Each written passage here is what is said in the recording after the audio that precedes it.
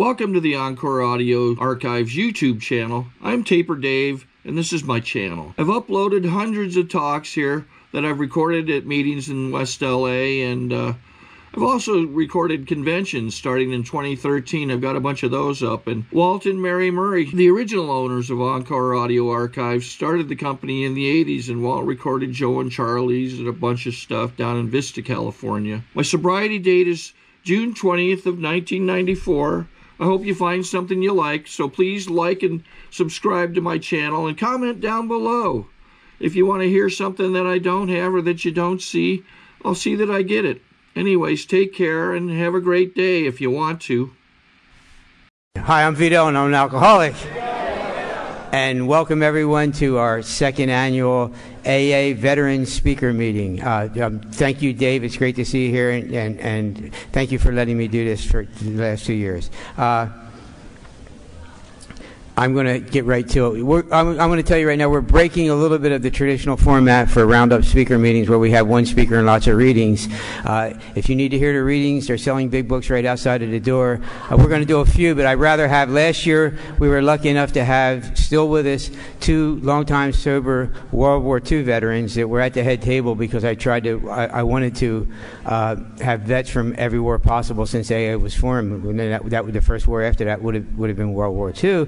And I was lucky enough to run into these 2 lovely people on either side of me. And what we decided to do this year, while they're still with us, is give them 10 minutes each to share, and then we'll bring on our main speaker after that. So it's going to be a little bit different format, but I'm sure it's going to be a great deal. So I'm really looking forward to it. Having said that, I'd like to introduce our head table. On my right, your left at the far end, representing our Al-Anon veterans, Les W.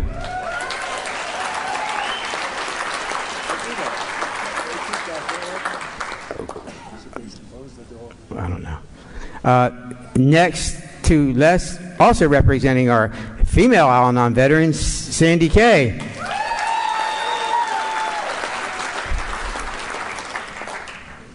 Next is a U.S. Navy veteran, retired from the U.S. Navy after like 20 plus years of service, I think, right, Kat? 25 years of service. Kathy C. She'll be reading the closing prayer. Next, we have our speaker host for this evening. He's a U.S. Army veteran from the Vietnam era, Jim G.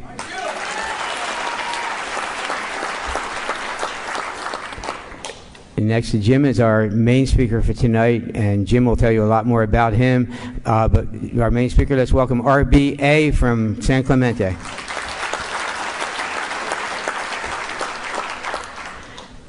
Next, I have a guy up here that is not a veteran, and I'll explain why I have him up here. I try to keep the head table all veterans. I've known this gentleman for years. He's been sober a long time, and he was a main speaker at American Martyrs a couple months ago, and part of his story was that he has a son. He got a call while he was at the men's stag at Roxbury one night. He got a call from the Department of Defense that his son was critically injured in Iraq and lost his legs, and the guys from Roxbury surrounded him, stayed with him that night, got him to the airport the next day, and they flew him into Germany so he could meet up with his son, and he brought his son back to Walter Reed. And since then, he's been very, very involved in helping develop and involved with the Wounded Warrior Association. So John C. is a Wounded Warrior guy and a Semper Fi guy. So welcome, John C.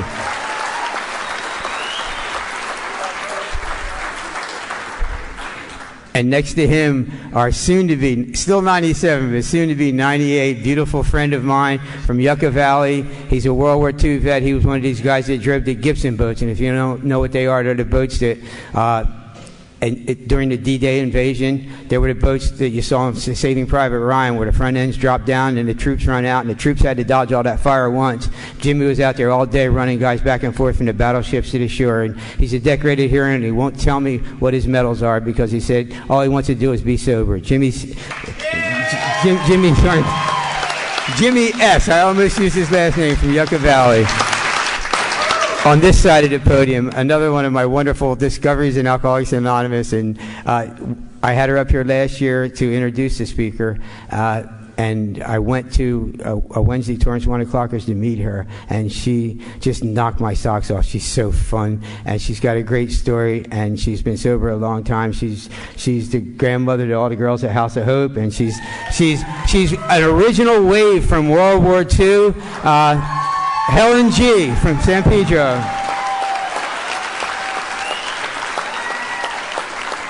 Next to Helen, Helen's speaker host, and who will introduce her, a U.S. Navy veteran, Tony L. from Rancho PV. Did I have that right?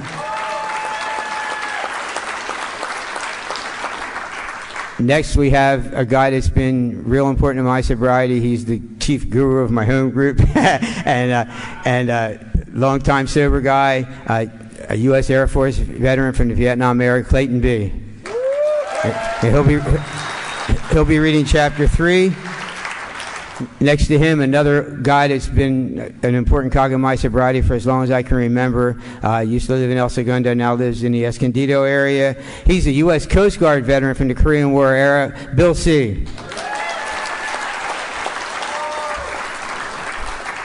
And if any of you guys are familiar with the South Bay Alano Club, there's a fixture there that comes with the lights, and that's the guy on the end of the table, a U.S. Army Vietnam era veteran, Everett K.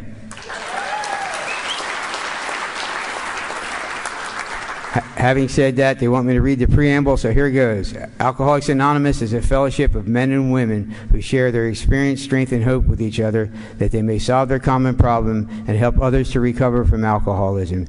The only requirement for membership is the desire to stop drinking. There are no dues or fees for AA membership. We are self-supporting through our own contributions. AA is not allied with any sect, denomination, politics, organization, or institution, does not wish to engage in any controversy, neither endorses nor opposes any causes. Our primary purpose is to stay sober and help other alcoholics achieve sobriety. And before we get started, I was going to do this a little later, but the room is pretty full already. This is a veterans meeting. It's honoring our sober veterans from whatever country. It just so happens we're in the United States, so probably the majority of our veterans are U.S. military veterans. But if you're a veteran of any armed forces service ever, please stand up right now, please.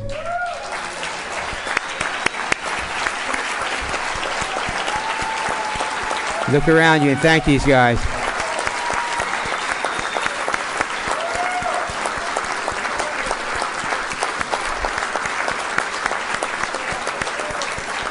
All right. I hope that gives you a chill. That's where the idea for this meeting came from when we were standing up for years, and I'm going, oh wow, man, this is just great stuff. So thank you guys, thank you for your service. And now, without any further ado, let's get on with our meeting. To introduce our first speaker, John C.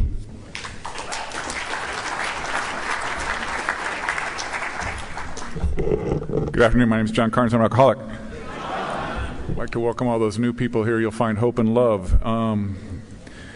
It's quite an honor to read this list of accomplishments in one man's life. Our first speaker will be Jimmy S. from Yucca Valley. He was born June 6, 1916. He is the oldest sober World War II vet with 40 years of sobriety plus, and in just a few days he'll be celebrating 41 years. He's a United States Navy veteran.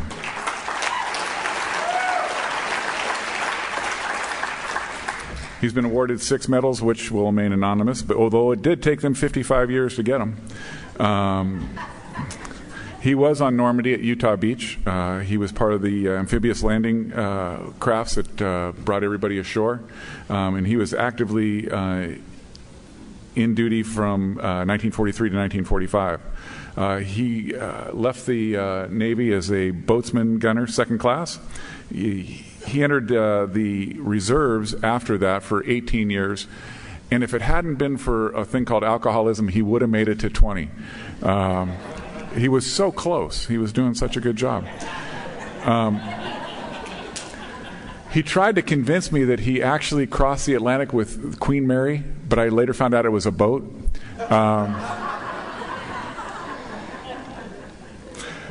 One of the things Jimmy and I have in common is a love of breaking the law.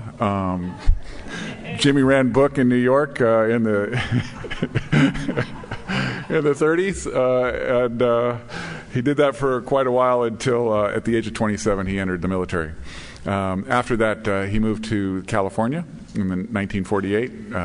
He did the other thing that we like to do. We like to drive trucks and, tell stories and find women all over the world that we can convince that we're somebody that we're not. And just like myself, he loves to sell. Jimmy's been, a really wonderful man to talk to because, if you talk to him, you can see where Alcoholics Anonymous has given him a life that's just amazing. It didn't stop there. He took this life, just like it talks in the book, and he spread it into every place he's gone. He is, without a doubt, one of the most loving, caring, kindest men I've ever met.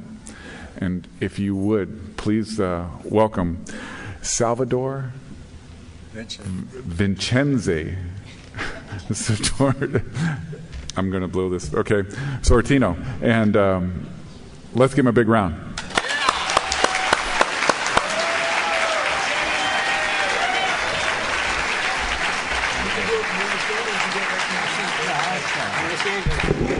Well, he's going to stand. We had his mic set up, but he wants to stand up here.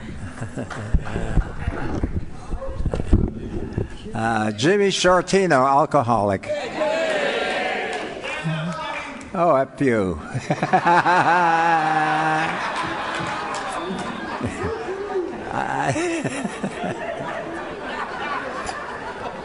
Story of my life. First of all, I want to thank my wonderful and loving dear friend Dave. I'm glad to see him here right now in our midst, because I was unsure whether I would be able to see him ever again from what I heard. So here he is, that smiling face of his, and thank God for that. I wish I could say what I want to talk about. I want to talk about my sobriety. Is that what I'm supposed to do? Well, it's been so long ago, I don't remember. We'll start from the beginning. When I came into this program, I came in not as a person that wanted to stay sober, but I had been arrested 9 times. And this time I thought, well, maybe I can get away with this again this time. But I had 9 arrests, and when they took me to court, the judge asked the prosecuting attorney to make sure they got my records. And when I went for my arraignment, they couldn't find one. I mean, I couldn't believe that. I was insulted. I said, don't they know who I am? 9 arrests, don't they know who I am? So I says, well, I really felt bad. I said, these guys ain't playing the game right. So I went ahead and he gave me 36 months probation. So he had me pay $350, and then I had to write to him. I never heard of such a, to write to the judge personally. I had to write to him every month for the 3 years that I was given this wonderful penance.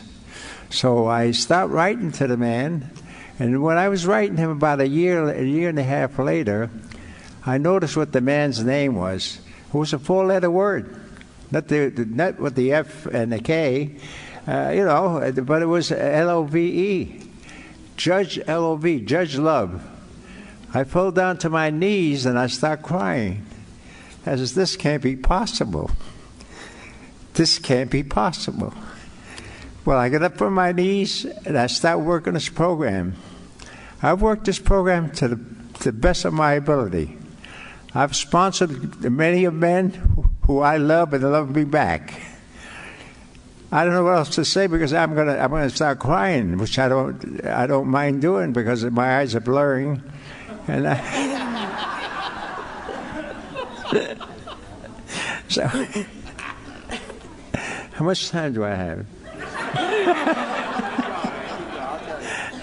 So, well, anyway, I became an avid person. I sponsored a bunch of guys. I still do. I still go to meetings. I'll be 58 next month. 58.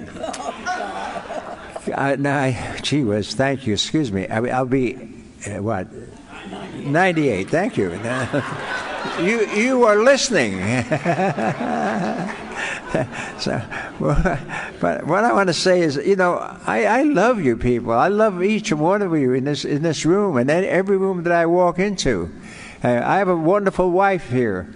You know, this is my second marriage. My first wife I was married to for 47 years, and she passed away. And when I got to the age where I said, well, I don't want to live my life alone, so I searched and I found this wonderful lady who lives in Yucca Valley, and I moved there. And I've been ever there since then, and I've loved it up there. It's been a beautiful place to be. I'm going to wish you all a happy, beautiful day.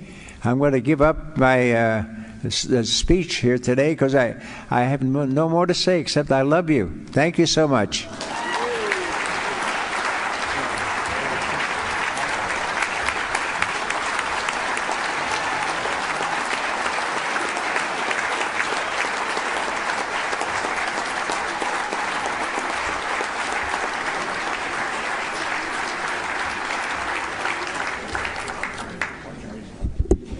Awesome. Thank you, Jimmy. And when he tells you he loves you, every time I see him, the first thing out of his mouth, I'll say, I love you, Jimmy. And they go, I love you more, man. And he's the one guy I never argue with about that because he's got total love in his heart. Okay, now to introduce our second speaker, Tony L.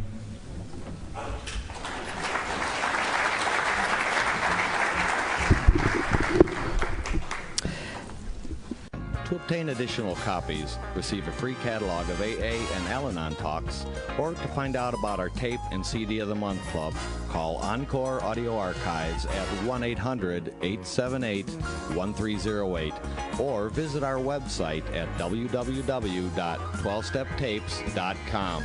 My name is Tony, and I'm an alcoholic. I served in the Navy from 1980 to 1984 as a cryptologic technician interpretive. We're better known as swooks, is what we are. And it's my great pleasure to introduce my friend, my fellow former GI gal, Helen G., your next speaker. And Helen served in the Navy during World War II, from 1943 to 1945. 42 to 1945. She was. Who's counting?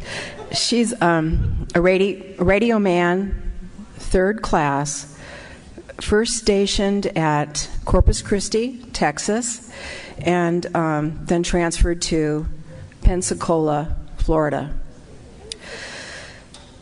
Helen was among the first women to ever serve the U.S. military outside of the nurse's role. They were designated as WAVES, an acronym for Women Accepted as Volunteers in an Emergency, the emergency being World War II. And it was applied. It was implied that after the war was over, that this designation would no longer exist. Due to their exemplary service, along with the service of our WACs during the war, women they gained permanent status in 1948. Helen got sober in 1979. She now continues in her long-time service to her pride and joy, the House of Hope. Please help me welcome Helen G.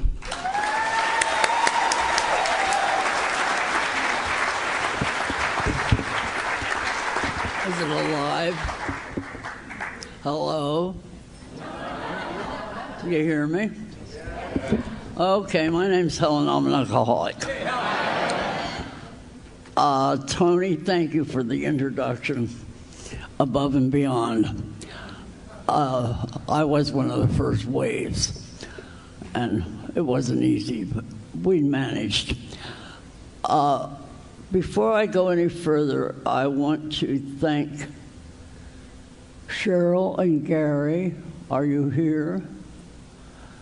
There they are, for my Navy wave hat.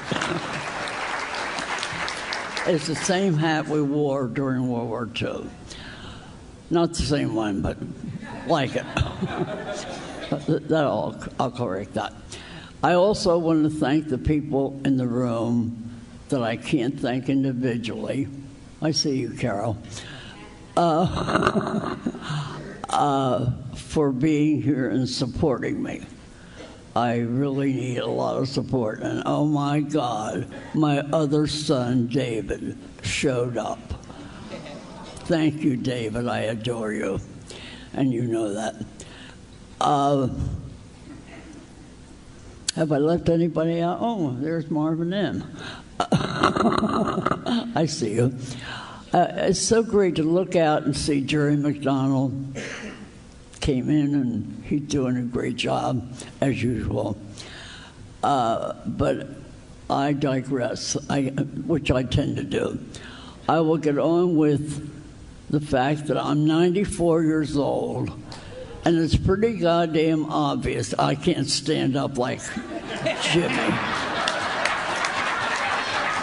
He's showing off.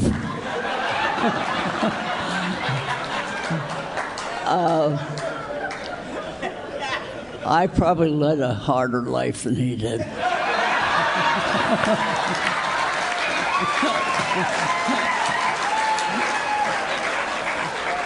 Love you, Jimmy. If he wasn't married, I'd go after him. Anyway, I obviously can't tell my whole story. You just don't have the time to listen. You'd be here all night. But I decided I'd take a hunk out of it and share it with you. And the hunk that I'm taking out is I went to my first AA meeting in January 1955. Most of you weren't even born yet.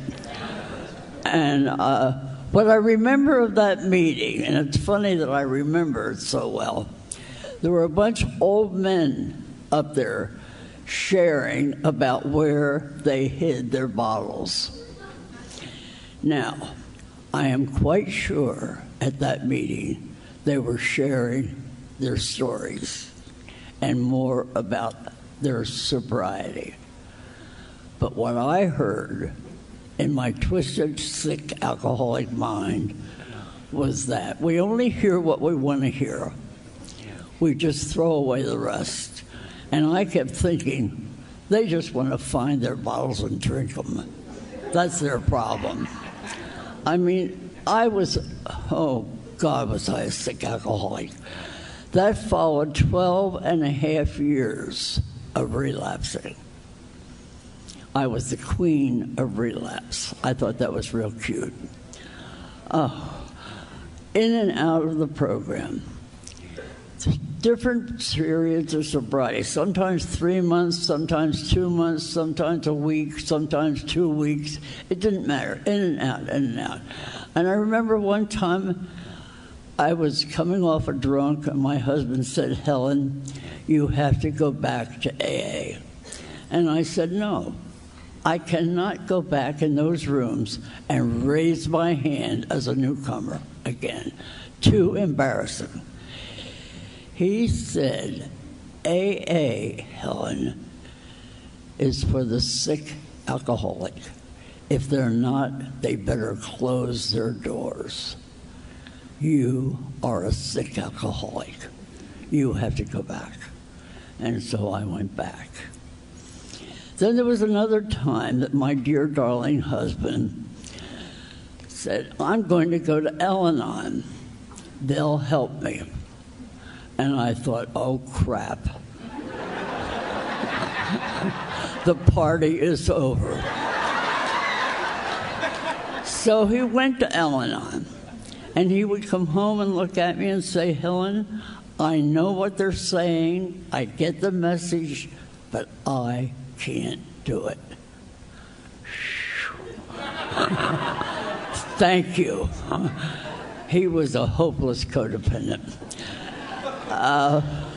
He went there a couple times. Now, along the way, every time I would go back to drinking, I would tell my husband, I promise you, this time is going to be different. This time I will control it. This time I know I'll make it. So he would say, okay, try it again. Well, you all know what happened. This time it got worse. Every time I went out, it got worse. I ended up taking a survey of the jails in Southern California. I'm here to tell you, stay out of Santa Ana. Man, they were really mean. Oh, cruel.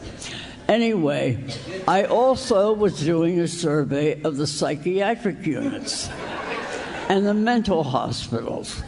Toward the end of my drinking, I was going to a doctor, Dr. Timmons, rest his soul, who was really compassionate and very interested in trying to get me sober, to the point where he put me through a couple of shock treatments.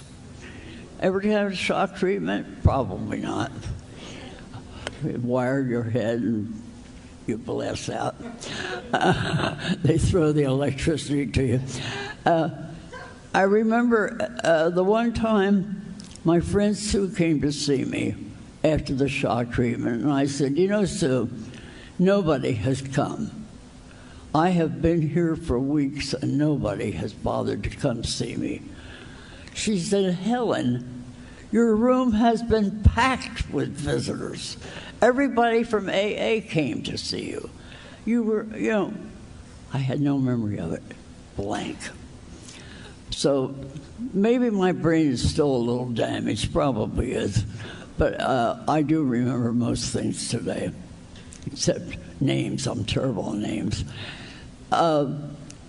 Along the way, I also, toward the end, my husband was alternating me. He was too embarrassed to take me to the same place every time. So he would take me to the Long Beach Memorial Psychiatric Unit or the old House of Hope in Long Beach, back when it used to be a summer camp. They had no program, just fun and games down there. At least we made it fun and games. It all just kept getting worse.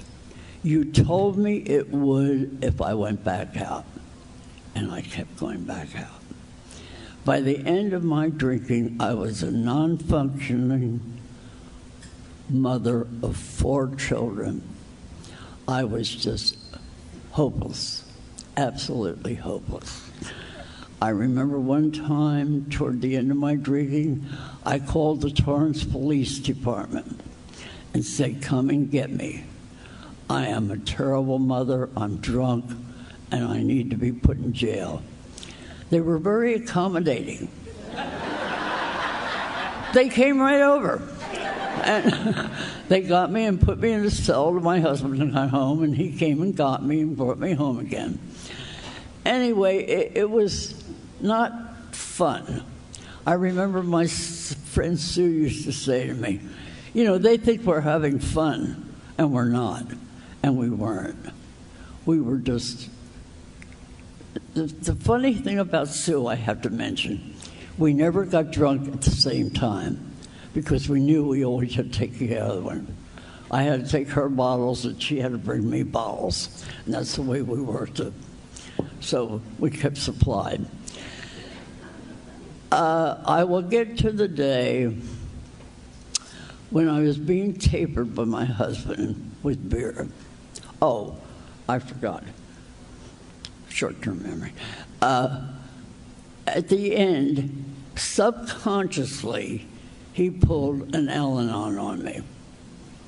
What he said, he told me, he said, Helen, I've watched you. You've really tried to stop drinking, and you really can't. So I have decided to live around you as a drinking alcoholic. I will bring you all the booze you want. Tell me what you want, what you need. I will bring it. And, you know, when you're ready to taper, I'll taper. Anyway, we went into this program. I thought, hallelujah. Oh, the thing I couldn't do was drive the car. No more driving the car. He would bring me the booze, but I couldn't drive. I thought, hallelujah, at last. At long last, I'm going to get what I want. I think that lasted about 3 months. During that 3-month period, I finally got it. It wasn't him. It wasn't the kids. It wasn't the dog. It wasn't his mother that made me drink. Guess who? It was me, picking up the bottle, putting it to my lips, and drinking it. That was the problem. I reached the point the one day I came out to the kitchen, sat at the kitchen counter, sat by the telephone, and what did I remember? I remembered the first woman who called on me from AA. And I remember what she said. She said, Helen, you have to have a higher power. It can be anything that you choose, but you have to believe in that higher power. If you can believe in a higher power, it will work. And I sat and looked at that telephone, and I thought, okay, Marge, I will try to believe in that telephone, because I know it works. I don't know how it works, but I know it works.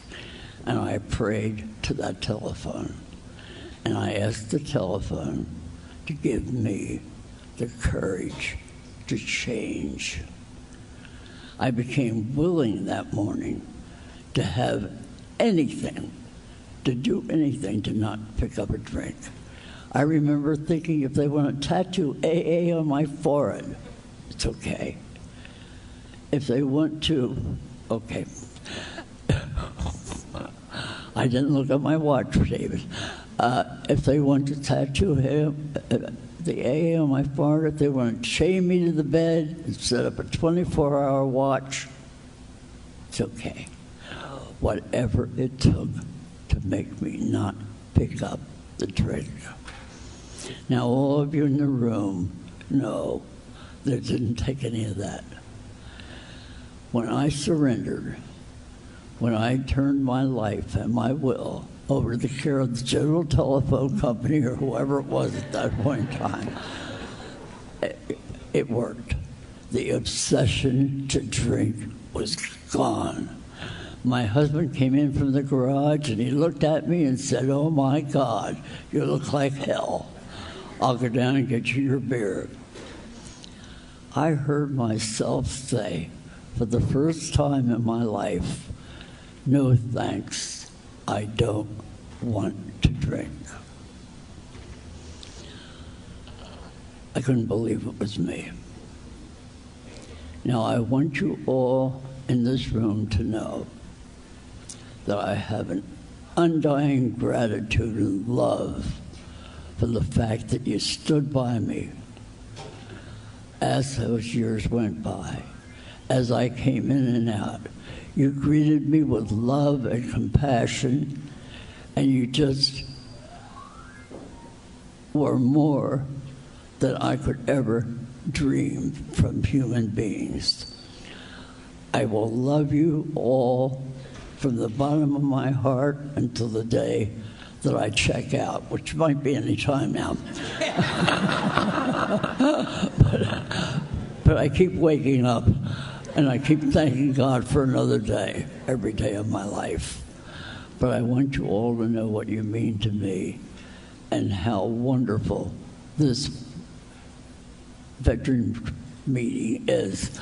And Jimmy, you're something else. I love you. And I love you too. And with that, I will say good night.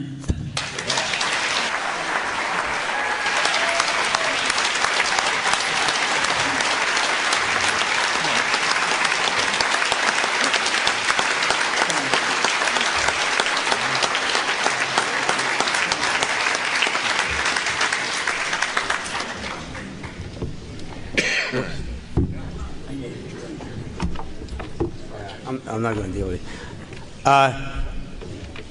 To obtain additional copies, receive a free catalog of AA and Al-Anon talks, or to find out about our tape and CD of the Month Club, call Encore Audio Archives at 1-800-878-1308, or visit our website at www.12steptapes.com.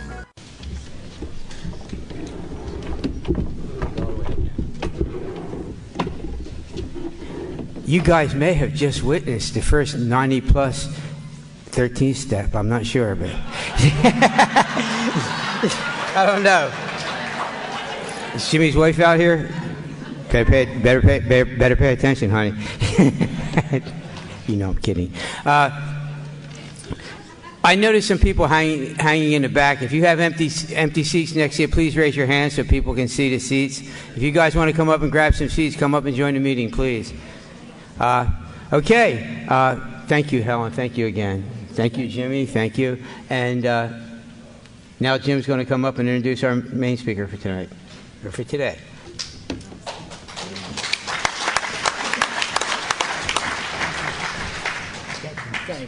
Hi, everybody. My name's Jim, and I'm an alcoholic. And I have no idea what a drunk like me is doing up here. I'm nervous as all you know what. I'm glad you two ended on a friendly note because I was worried about standing between you.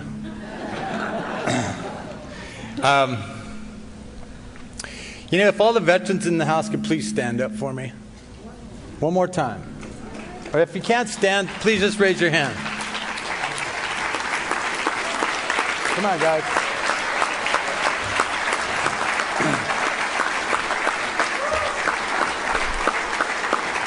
And I ask all of you this because I know in America 22 veterans commit suicide every day. And I have these bracelets that I pass out, and I don't want this to sound like it's about me. This is all about you guys, all of us.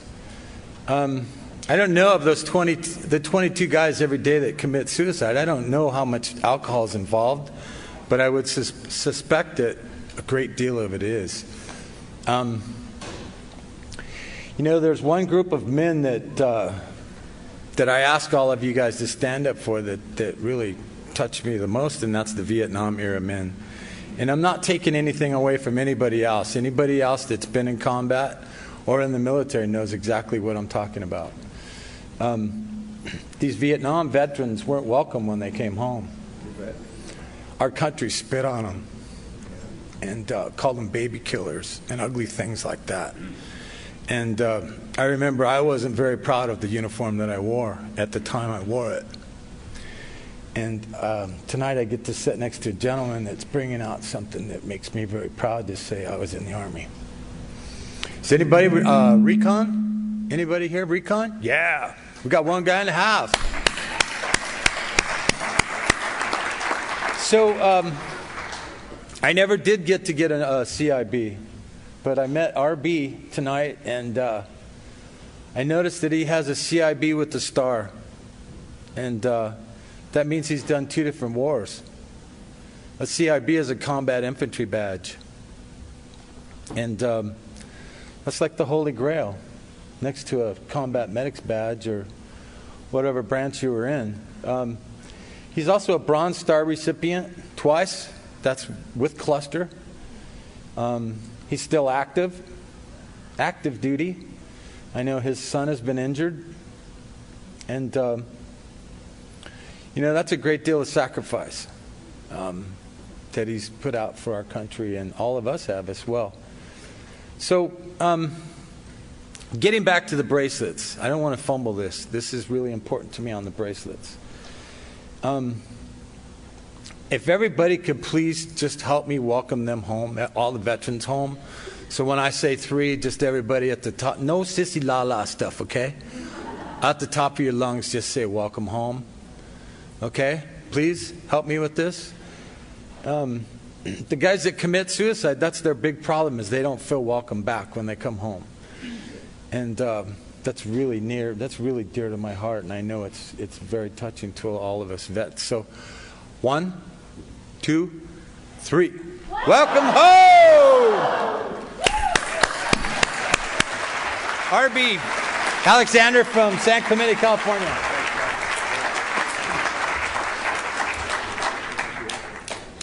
I'm RB, an alcoholic. Well, you know, it seems like yesterday, but it wasn't. I was in a terribly hot, dusty LZ in Tainan province, and a colonel was pinning an ARCOM on me and my second Bronze Star. And he said, "You really ought to consider staying in the service, Lieutenant Alexander. With your record, you're going to make general."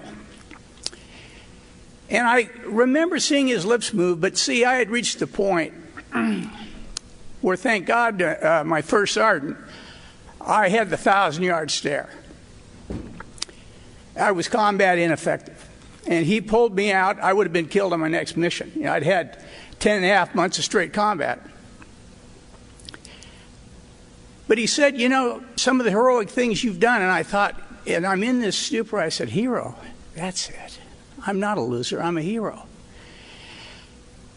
And that all went into a blank. Now fast forward 3.5 decades. I'm outside Solder City, sitting in the back of an M2 Bradley. We're going in on an agency report, what's called a snatch mission, with 6 Bradleys, 2 M1A1s, and a Kiowa Warrior. And I'm there at the express request of Colonel Velosky, because I still carried current EOD certs. And we went out on that mission that day and went and searched 5 areas, 5 homes in Solder City. And it turned out to be a dry hole. So we went to exfil.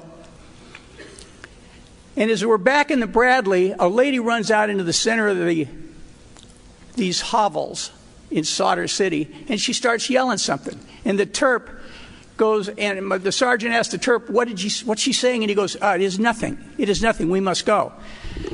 Now this sergeant, York of all things,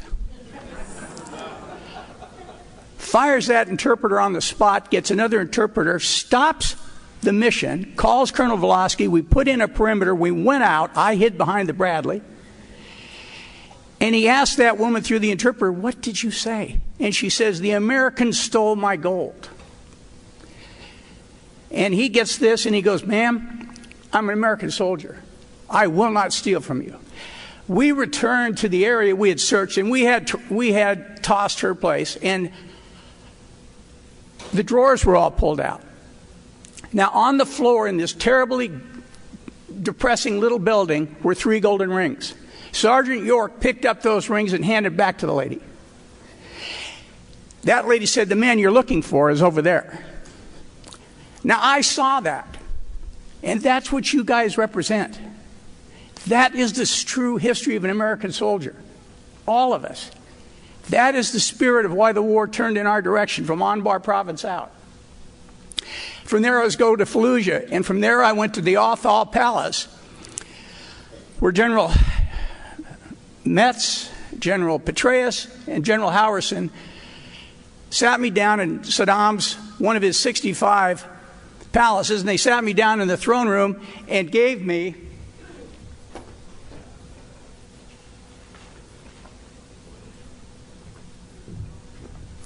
an exact replica of my Cav hat that I lost in a fight in Vietnam by making a comment about the accuracy of the United States Navy and their F-4s. And they called me today and asked me that I wear this, and I will, in honor of all of them. But the key is, I have a problem, and I'm getting over it when someone says Happy Memorial Day. Because it's not a happy Memorial Day to me.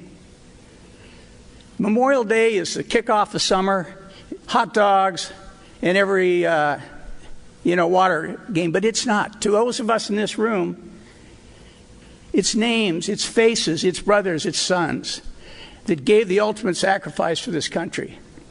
And that is why this alcoholic is so proud to be here, because together this country is far more alike than it is different. And I'd like to ask, World War II vets, raise your hand. God, the greatest generation. What about guys during the Korean conflict?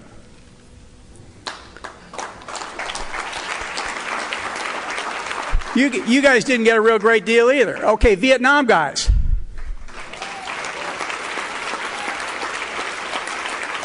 Anybody from Gulf One?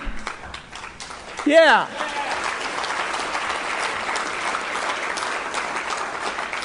How about OIF and OEF?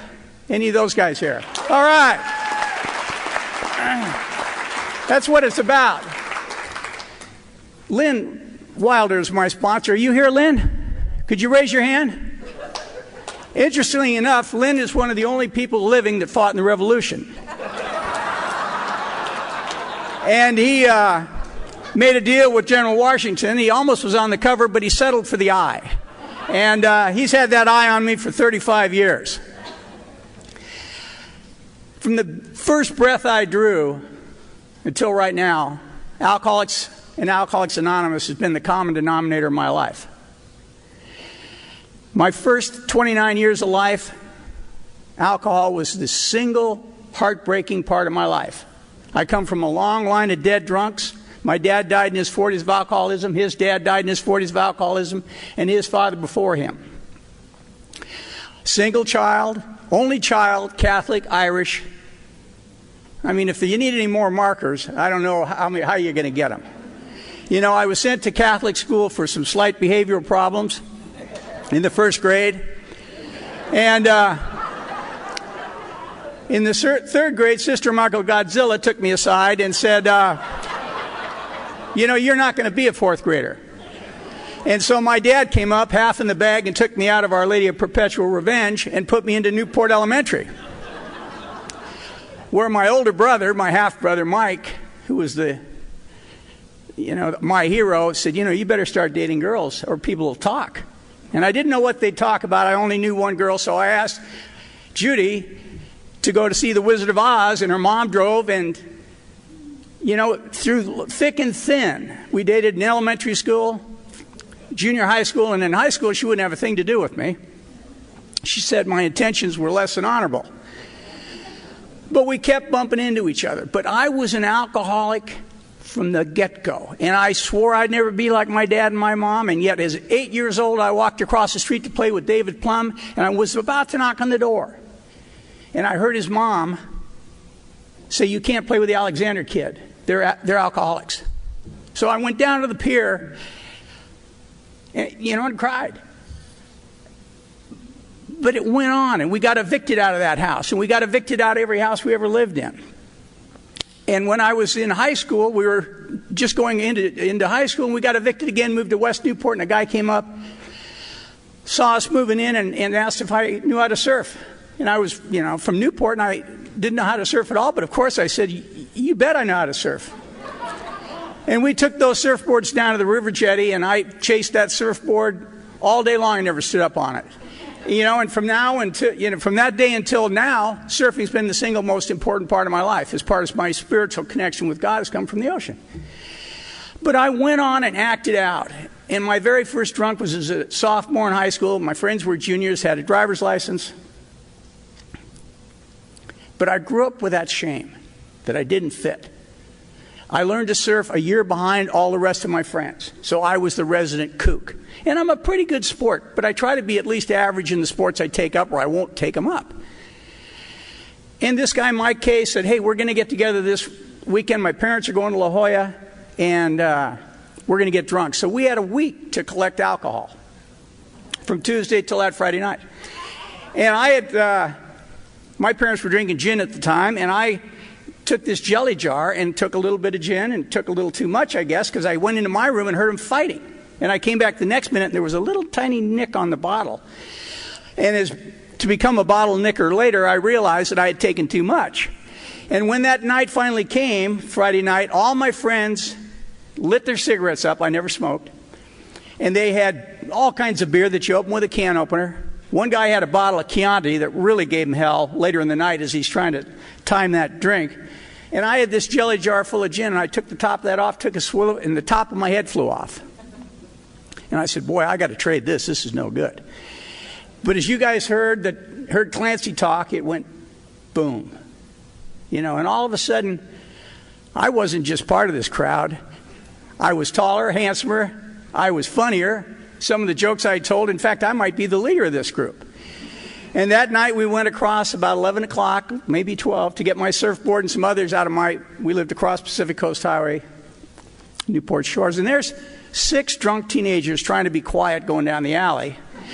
Guys are writing their name and the trash can's falling. And it was off. It was off to the races. And I go to pull my one of the surfboards out, and it falls on my mom's Corvair. And out comes my dad. Not a very good athlete, not in good shape. I could outrun him any day, but not that night. And my mom opens up the screen and goes, Bruce, RB's drunk, because I'm staggering around. And along comes this guy, Kerry. I think he's going to save me. It turns out it was his surfboard that I was dragging in the street. He grabs the surfboard, boom. I wake up the next morning with a hole in my stomach that was to stay with me for most of my adult life. My bed, somebody had spilled something in my bed. I knew I was in deep trouble and did not understand why, but I knew I'd screwed up and I could only remember, so I'd gone into a blackout. Now, I walked out of there. I got my act together as much as I could, and I walked out of that front room. My mom was, wait till I heard my mom leave, and I knew my dad was going to stop me and go, son, I love you too much to let you go any further. We need to talk. And he was sitting behind the newspaper fighting his own disease, and I walked right by him, and I mumbled something like, sorry about last night, Dad. And I knew he'd stop me at the gate and say, son, I love you too much. But he didn't. And that was the last chance that he had, because I got to the beach, and all my friends went, no shit, you were radical last night. Now, if you look at anybody's attributes in high school, there's athletes, scholars, guys with good cars. I was just radical. What does that mean? Well, I was unpredictable, but I was a lot of fun at a party most of the time. Through the rest of my high school career, I liked fast cars, fast women, and didn't date Judy, and I drank all the time. And I ran around with guys that made me look okay.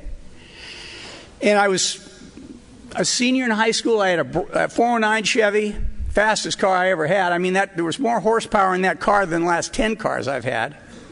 Drank all the time. By now we had switched to Red Mountain wine, $1.49 a gallon, not a grape in it. And I had a pickup truck since my parents moved often. And I was drunk by noon, and my friends go, hey, RB, you got to cool it. We got a party tonight. Now, I had run amok of the Newport police in the past. All the same. At the time, Newport Beach had one judge, Judge Duncan. And he had me on a drunk driving in private property, and I got in a dune buggy, and they stopped me right at Superior before I crossed over, because I know it would have got away. And in my keen alcoholic mind, I looked up a case where there had been a guy in his self-propelled lawnmower and, drunk as a lord, mowed down his neighbor's roses. And they couldn't give him a drunk driving because it was private property. So I explained that to Judge Duncan, and he just pointed that way. Imagine his glee the next 2 weeks later when I was in on drunk driving on Superior. And this time he said, well, how nice to see you again, Mr. Alexander. And he sentenced me to, actually he cut me a break, because he let me wash police cars and gave me one chance to either join the United States service or I would join his system. And as I walked out, he said the most curious thing. He said, Mr. Alexander, you'll be free from my custody at 6 o'clock on Sunday, but I have a feeling, looking at your record, that you're going to be a prisoner of alcohol the rest of your life, or until you address it. And I sat in my car with a bottle of vodka, and I thought, what is he talking about?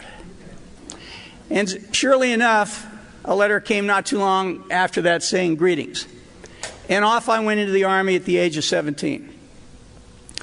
And I woke up with a rather large man of color looking me in the eyes. And I'm from Newport Beach, so I didn't interact with people. I didn't understand anything. And Sergeant Buford Berry, about 280 pounds and not a pound of fat on him, said, Alexander, I'm either going to break your back or I'm going to break your spirit. And I went, wow. And all the respect I didn't have for the Catholic Church and the police and the judges and anybody, I got.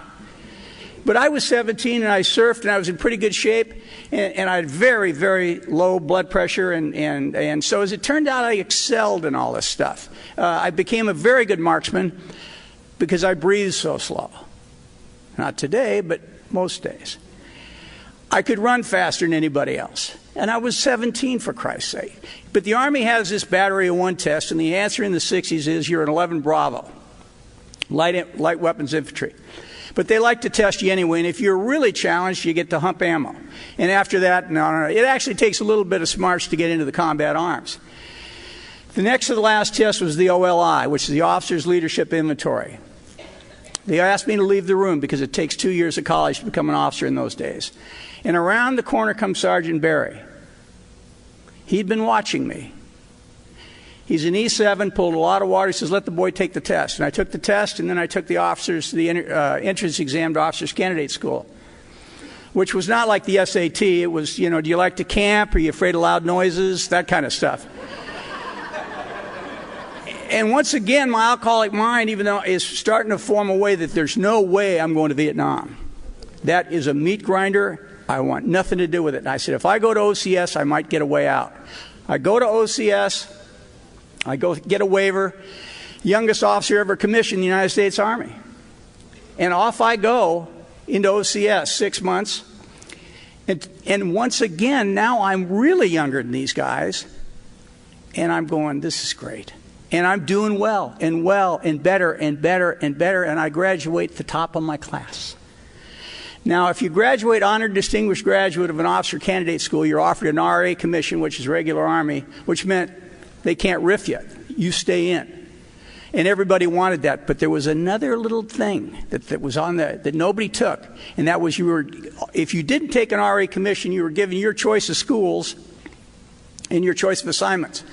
I found out the longest school the Army had because I only owed them 2 years. And it was EOD, so it was an Army-Navy school in Indian Head, Maryland. So I said, great. And then I found out I called this lady and I said, where are they least likely to send officers to Vietnam? She said, well, we just moved the 9th Infantry out of Fort Lewis. That would be Fort Lewis. So I went back to them and I said, I'd really like to serve my country as an EOD officer and see the Pacific Northwest. I didn't like loud noises. I still don't. And I ended up going to EOD school and being sent to Fort Lewis, Washington, where once again I had outsmarted the entire United States Army.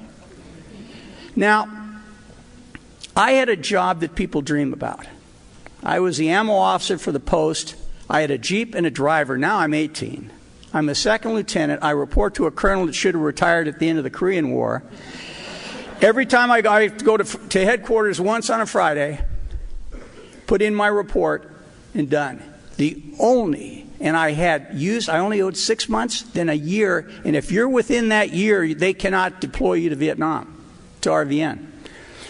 I had it made. I had a BOQ. Things were looking good. I had outsmarted the whole Army, and I started going to the Officers Club to celebrate my wiseness. And I kind of let my hair grow, and my attitude kind of creep back on me. And the only official thing I had to do, but I already had it made. They weren't going to send me to Vietnam, was commander's call. And that is January 1st, where all the company grade officers visit the deputy post commander, which is a 2-star. Or a 1-star, and then the field grade officers all go to the post commander.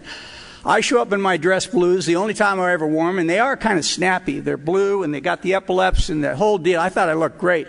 And you're supposed to go in through the reception line, put your card in a silver tray, shake hands with the general, have a drink, and leave. Now, a captain told me the next morning that the last time he saw me, I was extremely drunk. I had my arm around General Ashworth, and I was telling him how much I liked Fort Lewis and what I thought we might do together to make it nicer. That next Tuesday, I was on a cargo plane to Panama. So he not only sent me to Vietnam, he sent me to Ranger School. So when I got to Vietnam, the first cav went, God, look at this guy. We were running out of lieutenants, and look at this guy. So within days, really months, of me having the Army outsmarted, I'm walking patrols in Vietnam with a recon unit I was a blue platoon leader because the other one had been killed. And if it hadn't been for an E7 Thank God for the NCOs in this world. I took him aside and I said, Sergeant, don't let this bar fool you. I'm not a career officer. I do not want to die in this jungle. And if you teach me how to fight, I don't care if it says jungle expert or whatever it says, I don't know one end from the other. I said, if you teach me how to fight in this jungle, I'll have to make the call. But if you teach me, I'll listen. And he did. And for 4 months, he taught me. And I went on through that year and through all the things that you would imagine that can happen to any soldier in combat.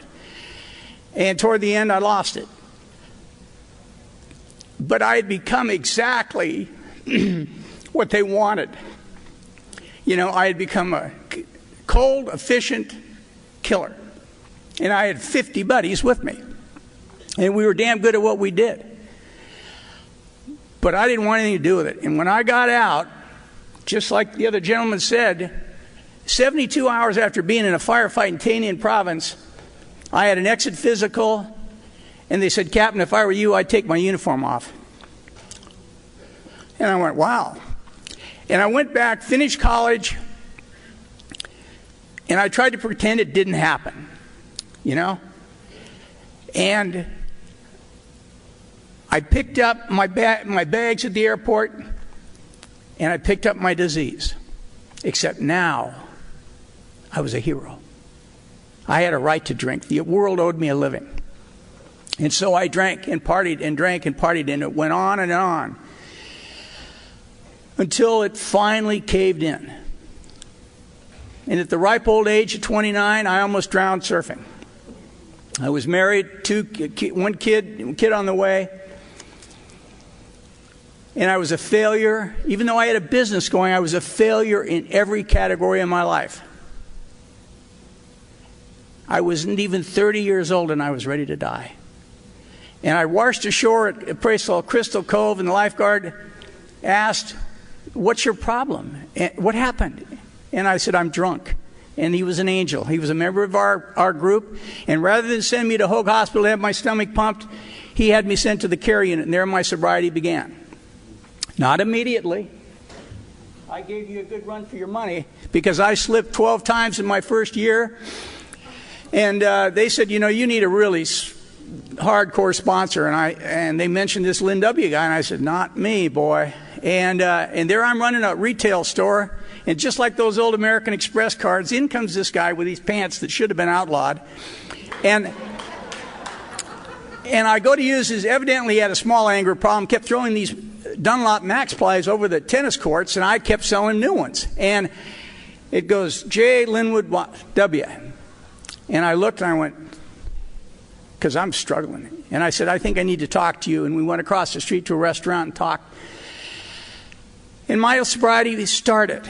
And he loved me enough to let me almost die. And the biggest fear, I've been in combat, and I'll get to that, how that all came about, but even in the worst combat I was in, I was never as frightened as I was driving to the meeting September 17th, 1980. Because I asked Lynn if I could go to meetings in El Toro or Long Beach or anywhere, but not in Laguna. They're sick of seeing me pop up as a newcomer. And in his own dear loving way, he goes, Alexander, goddammit, he goes, why don't you try a little honesty? He says, you've tried everything else. I think I've got that right. And I drove to that meeting with tears running down my face because I thought, I'm the one guy that this isn't going to work for. I'm going to die drunk, like my dad. And I sat in that meeting, and when it came time for newcomers, I said, the only true prayer, I mean, I made a few of those deals in Vietnam, you know, get me through tonight and I'll be good. And he was and I wasn't, but I didn't believe. I did not believe. But that moment, I was at the point that I hope all alcoholics can get to. I was out of ideas, and I was willing. And I said the lamest prayer, but I said, if you're there and I don't think you are, I need help now. And Johnny Acklin was leading the meeting, and there must have been 10 newcomers that night. And I stood up, but something changed when I stood up. Something changed. And at the end of that meeting, Johnny A. at the time was wearing these giant glasses that he would take off and put on for dramatic purposes. And I was not the only newcomer. And he goes, "You there?" And everybody stops and looks at me, and he goes, "You come back next week and we'll talk more about sobriety." So I'm driving home, crying, and I'm going, that old bastard doesn't think I can do it. And I'm going, shit, I don't think I can do it. At my heel, where I always was a half pint of Smirnoff vodka. Well, it was pop-off. I was having a hard time. And there used to be a trailer park called Treasure Island, where now is a beautiful resort, and I pulled over. God had me pull over. And I carefully threw that bottle out because I knew an alky'd want it.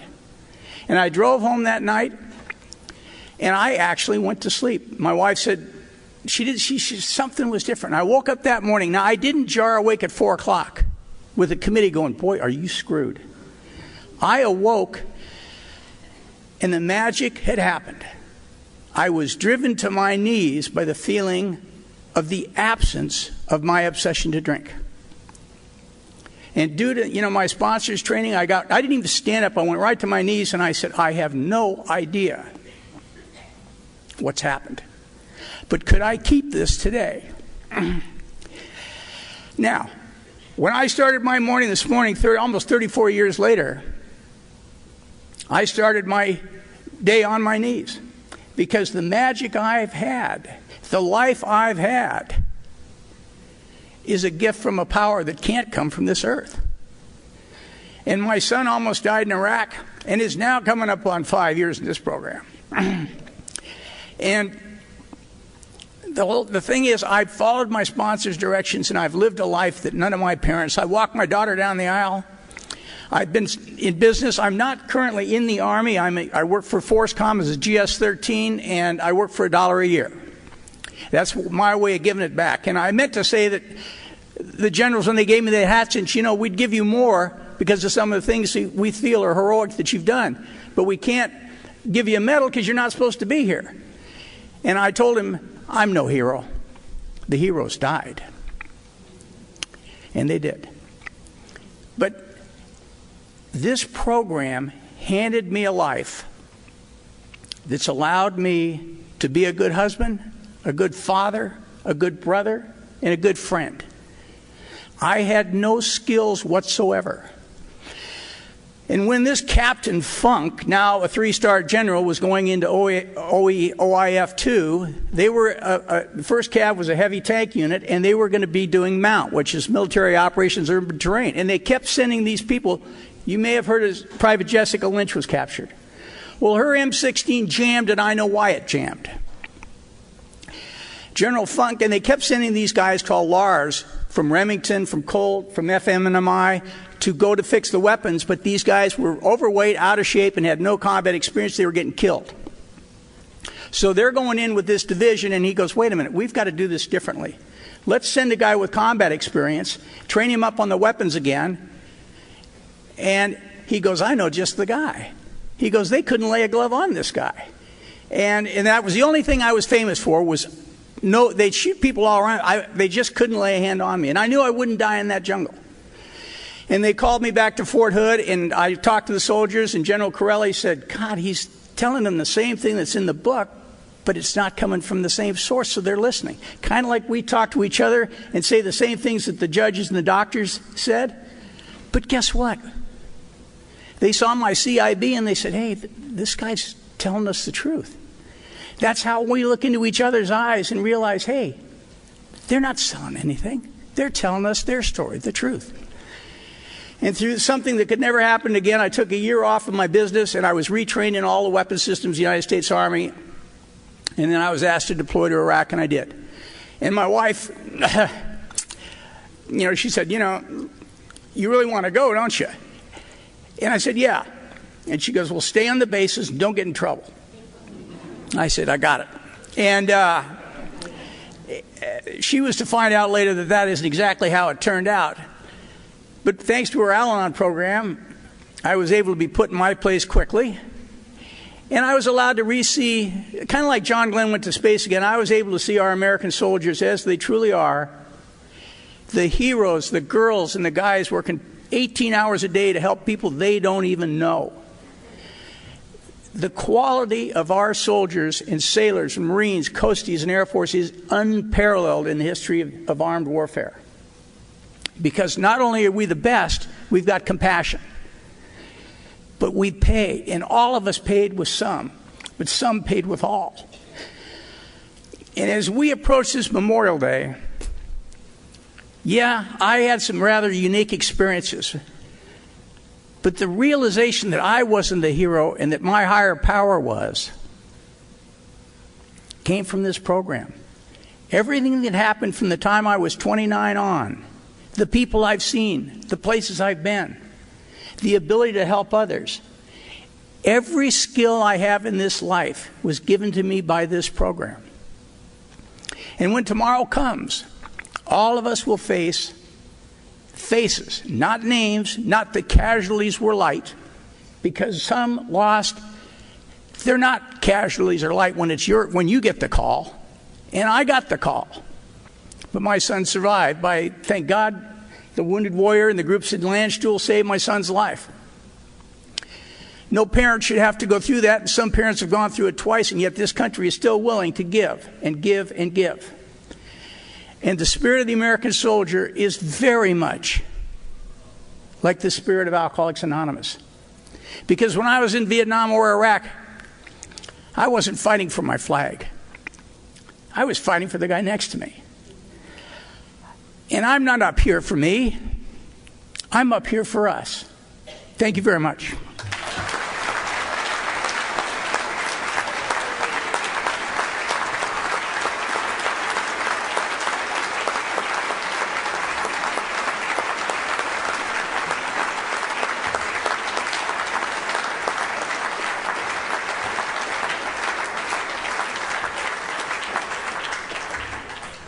Sorry to interrupt your viewing. Taper Dave here. Just wanted to take a second to ask you to like and subscribe to my channel. Let me know if you like what you're listening. I've got some very good talks here, and this one's a great one. Just curious, do you think this is better than Zoom? Tell me what you think. Okay, this is how I prepare my drone for launching. I like to do it inside the cab of my truck so I'm not standing outside in the weather. To install the joysticks for control, up and down, right and left, powered on. I have an Android phone that I use to connect it to the drone with. And it's actually controlled through the iPhone, through an app. Oops, wrong way.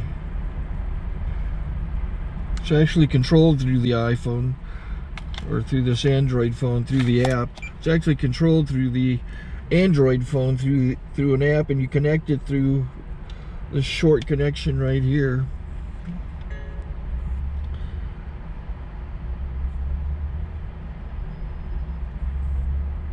Remote control connected. Remote control's connected. So I pull out the drone. I have to extend the legs.